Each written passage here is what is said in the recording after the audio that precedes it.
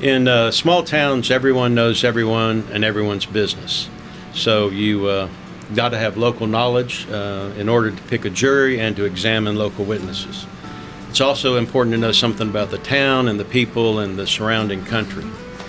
If you're from a big city and you're going to try a case in a small town, I'd suggest hiring competent local trial counsel. The Texas Hill Country is one of the most beautiful places on earth. In this podcast, recent Hill Country resident Tom Fox visits with the people and organizations that make this one of the most unique areas of Texas. Join Tom as he explores the people, places, and their activities of the Texas Hill Country. Today I have with me Craig Wolcott. I've known Craig since college. We both UT grads, had a lot of fun over the years. And Craig, first of all, welcome to the Hill Country Podcast. Well, thank you, Tom. Glad to be here. So, Craig, could you tell us a little bit about your where you grew up and your professional background? Tom, I grew up in Houston, Texas. My father was a native of Center Point, so that's what got my interest out here. But attended high school in Houston, attended the University of Texas, like you said, then married my high school sweetheart, Deborah, and we have 4 children and a grandchild. So you've been practicing law a while. Could you tell us the nature of your practice and really maybe some of the honors you've received over the years? Well, Tom, I've been practicing law for 39 years. I was with one firm as a law clerk, an associate, a partner, and then a management committee member, doing civil trial law and personal injury law. I'm board certified in both of those areas. And I've also been recognized by the Super Lawyers organization 6 out of the last 10 years. So you practiced law in Houston for quite some time, but then you moved out here to the Hill Country. Could you tell us what brought you to the Hill Country? Sure. We were partners in a ranch in South Texas, which was sold. After a year without a hunting place, Deborah said, "You need to get out in the country more." So we started looking at Center Point and just gradually looking west. I had a friend who I asked, how did he find this place? He said, you look, and you'll know it when you find it. Well, Deborah found this old ranch headquarters west of Rock Springs. We went and looked at. Nice frame house, foreman's bunkhouse, sheds, pens, just the perfect arrangement. We were walking down the hill and looked back up at the headquarters and saw a double rainbow ending on the headquarters. We thought it was a sign. We signed the contract the next day. That's great. I love that story, and actually that's about how my wife and I found our house outside of Kerrville.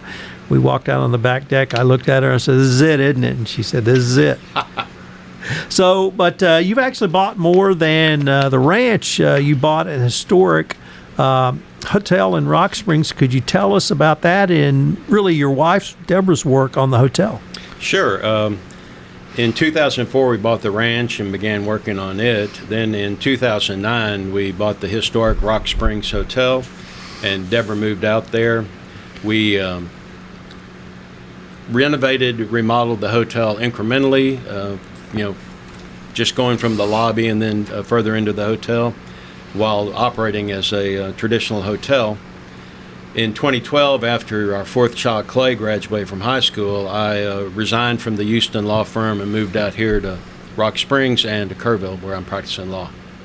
Craig, you've tried cases literally across Texas, but I wanted to maybe focus on the Hill Country because you've tried cases across the Hill Country. Could you really just explain the breadth and depth of the places you've practiced law and tried cases here in the Hill Country?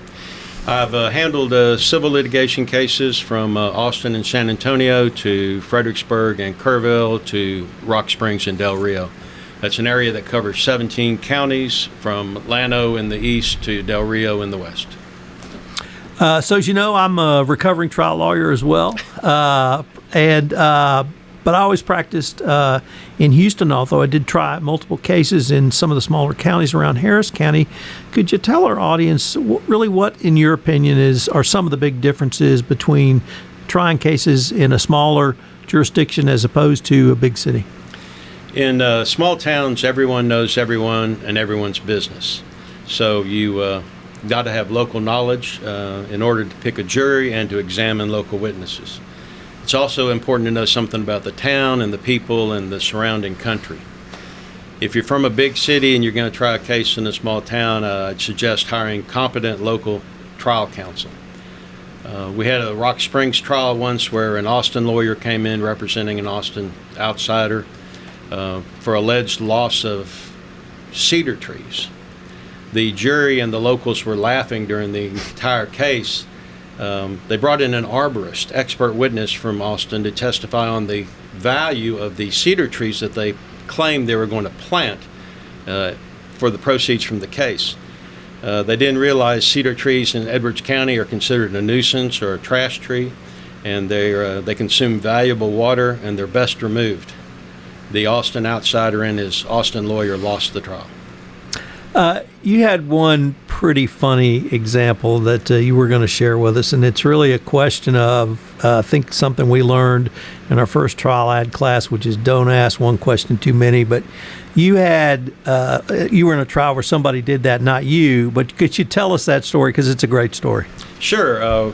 We had a trial in Rock Springs where a Dallas lawyer asked a question he did not know the answer to. He asked it of my wife, Deborah.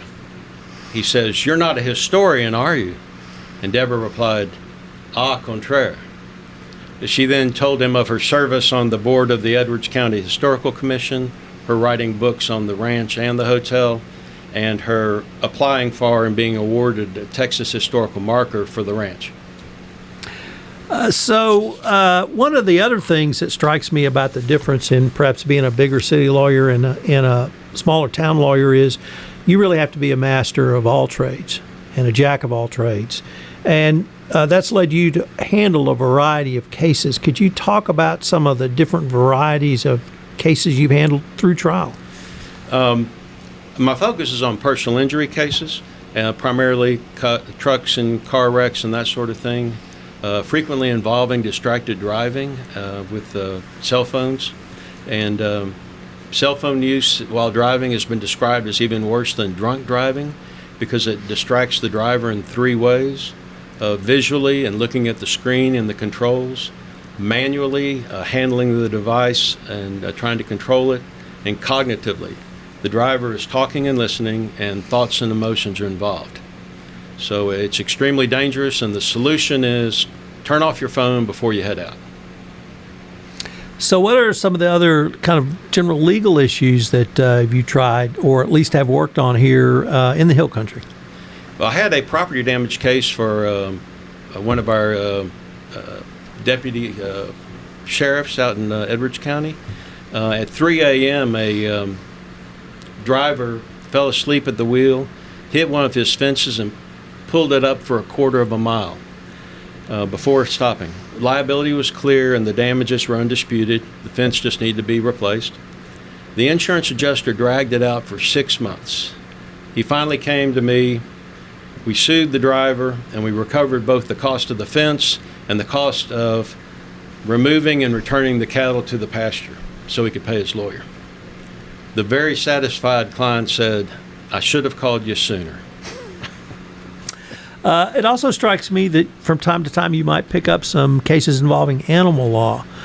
What's that like? Is it based on or similar to human law, if I can use that phrase, but maybe personal injury? And what are some of the key differences, and how do you approach an animal law case, recognizing people may be kind of emotionally attached to an animal that is killed? Well, for pets, it's a challenging case in that an animal that is killed, the recovery is limited to the economic value of the pet, as opposed, and you cannot recover mental anguish damages. So that's, not a lot of activity in that field, but we do have incidents where people run into livestock out on the road, and the Texas Supreme Court recently gave us an opinion which resolved a conflict in the courts of appeals. And essentially, if the crash is on a state or a federal highway, the driver, in order to recover, must show that the livestock owner knowingly permitted the livestock to roam at large. And so if you're a driver or have a family or friend in this situation, you immediately need to look for an open gate or a broken or a low fence, photograph it, and if you can get witnesses, get witnesses. If you're the rancher or the livestock owner, you want to check your fences and your gates and take photographs of them, have witnesses to establish they were in good shape. One of my observations in the 10 months or so I've lived out here is there's a lot of animals crossing highways, whether it be deer, whether it be sheep, whether it be ram, whether it be any other kind of animal. Is there really any secret to if someone's either runs into a deer or a deer jumps across the road and hits their car into getting a recovery from their insurance carrier? Oh, sure. Yeah, you can make a claim on your own policy, of course, but as Deborah tells me, the solution is really just to slow down. And let me explain also on livestock being out on the road. The law is different if you're on a farm to market or a ranch road.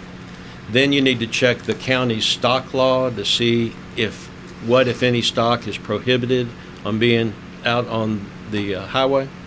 And finally, there are 23 out of Texas's 254 counties that are still open range, primarily in West Texas, where the owner of the livestock is not obligated to prevent his livestock from being on the road. So the driver is responsible for keeping an eye out. Craig, over these years, have you had a favorite case that you took to trial that you could tell us about? Yeah, Tom, I had a case representing our son Clay in Austin over a used car sale. The seller said the car was problem-free when it was actually consumed a quart of oil a week. Clay had had the vehicle checked out by a mechanic, and he gave it a clean bill of health. But when Clay went back to him about this oil consumption, the mechanic said, well, the only person who's going to know that is the owner or whoever's putting oil in. And if he doesn't tell you, you're not going to know. It's not visible from an inspection. So Clay and I rescinded the contract, and we offered the vehicle back to the seller, but he refused to return the money. We sued him for fraud by non-disclosure. The case was tried to a Travis County jury. Clay was a great witness, and the jury gave us everything we asked for. It was fun to try a case with my son, and rewarding that the jury saw the fraud. Plus, we were paid our money promptly. The defendant's Harvard and Baylor Law trained lawyer realized a fraud judgment may not be so good for a young man's career prospects.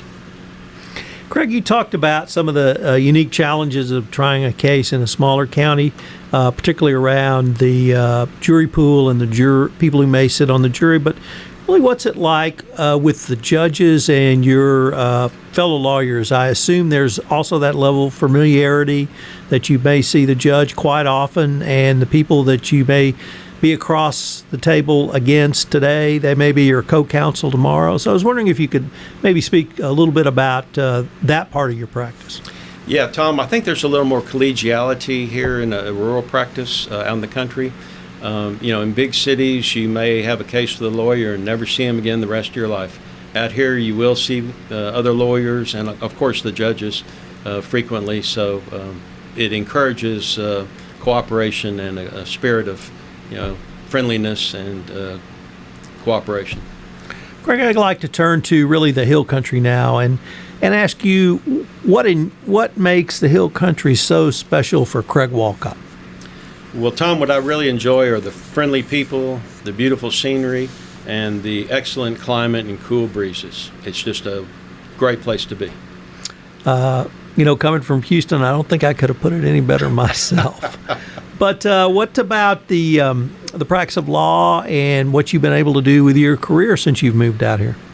I've had, like you said, a wide variety of cases, met a lot of local people, the judges, of course, and other lawyers, and it's been very rewarding. And I also help Deborah at the hotel on the weekends. We didn't touch upon your golfing, and you're an avid golfer. You've been, at least since I've known you, and probably long before that, but do you have any favorite golf courses here in the hill country? Tom, I really enjoy Comanche Trace here in Kerrville. They have 3 nines, excellent greens, and the people are great. But I also have a second favorite, the Rock Springs Country Club. It's 9 holes, sand greens, no bunkers, no water. This is reportedly the last sand green golf course still in operation in Texas. So I get together with some buddies from law school every year, and they're going to come down here this year, and maybe I should bring them out to the Rock Springs Country Club. I can get you on. Well, Craig, unfortunately, we're near the end of our time for this episode, but I was wondering if our listeners wanted any more information on yourself or your practice, or to follow up with you on anything you've said. How could they do so? Well, Tom, thanks for having me here today. I've really enjoyed it. For more information, please see craigwolcott.com, my website. Craig, thanks so much, and I look forward to continuing this conversation. Thank you much. This is Tom Fox. Some of the upcoming guests on the Hill Country podcast include Jason Scull, the artist-in-residence at the Western Museum of Art, Steve and Patty Holcomb, whose passion of providing books to libraries in Caribbean islands led them to opening a bookstore in Kerrville, and author Joanne Easley, who writes fiction about complicated women, all coming up on the Hill Country podcast.